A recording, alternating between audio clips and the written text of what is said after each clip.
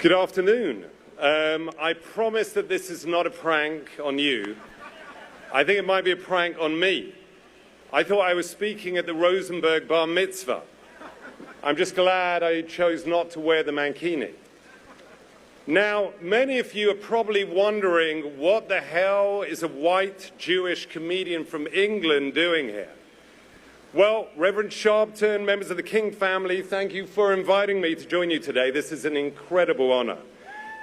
And I must say that I am indebted to the legacy of Dr. King and the work of the King Center. When I was a 19-year-old university student doing my thesis on the civil rights movement, I visited Atlanta and I stayed at the historic Butler Street YMCA. I've never forgotten how I was welcomed by the staff of the King Center and the people of Atlanta. There I learned about how Black Americans and Jewish Americans and people of many faiths linked arms together, went to jail together, sacrificed their lives together, and achieved historic victories together for civil rights. Their brave alliance teaches a lesson that we can never forget. When we are united, we can hasten the day, as Dr. King proclaimed, when all of God's children will be able to walk the earth in decency and honor. The power of unity is exactly why those who stand in the way of equality and freedom seek to divide us. They appeal to the worst instincts of humanity, which often simmer just below the surface. I've seen it in my own work.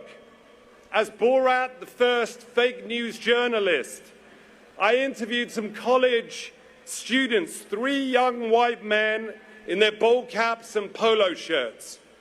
It only took a few drinks, and soon they were telling me what they really believed. They asked if in my country women are slaves. They talked about here in the US, the Jews have the upper hand. When I asked, do you have slaves in America? They replied, we wish. We should have slaves, one said. It would be a better country. Those young men, they made a choice. They chose to believe some of the oldest and most vile lies that are the root of all hate. And so it pains me that we have to say them out loud again. The idea that people of color are inferior is a lie. The idea that Jews are dangerous and all-powerful is a lie. The idea that women are not equal to men is a lie. And the idea that queer people are a threat to our children is a lie. At other times, I've seen people make a different choice. As Borat, I once got an entire bar in Arizona to sing "Throw the Jew Down the Well," which revealed people's indifference to anti-Semitism. But when I tried to film the same exact scene in a bar in Nashville, something altogether different happened. People started to boo, and they chased me right out of the bar. Those people made the choice that brings us all here today.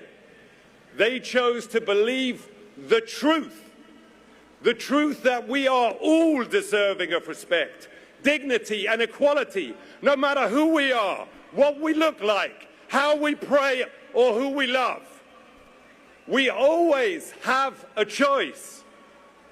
And today, the choices we make are more important than ever, because the forces of hate have a new weapon that was not available in 1963: social media. These social media platforms deliberately amplify content that triggers outrage and fear, including fear of the other. This technology gives an unfair advantage to the intolerant. They've gone from Klan rallies to chat rooms, from marches to message boards. It's how they spread their filth, recruit new members, and plan their attacks. And we've all seen the deadly results: a surge in hate crimes, the murder of religious and ethnic minorities, and on the other end of this mole, an attack on democracy itself, hate and violence that should have no place in our pluralistic societies. Today, we make a different choice, and we call on people everywhere to join us in standing up to hate, conspiracies and lies, especially on social media. So to every person online, when someone tries to blame the problems of the world on vulnerable groups, don't believe it. Don't click on the conspiracy. Don't like the lie. Learn the facts. Education, as Nelson Mandela said, is the most powerful weapon which you can use to change the world. So as others fuel hate and division, we choose the empathy and unity that allows us to make progress together for equality, for decency and for democracy, especially here in the US today. Thank you very much.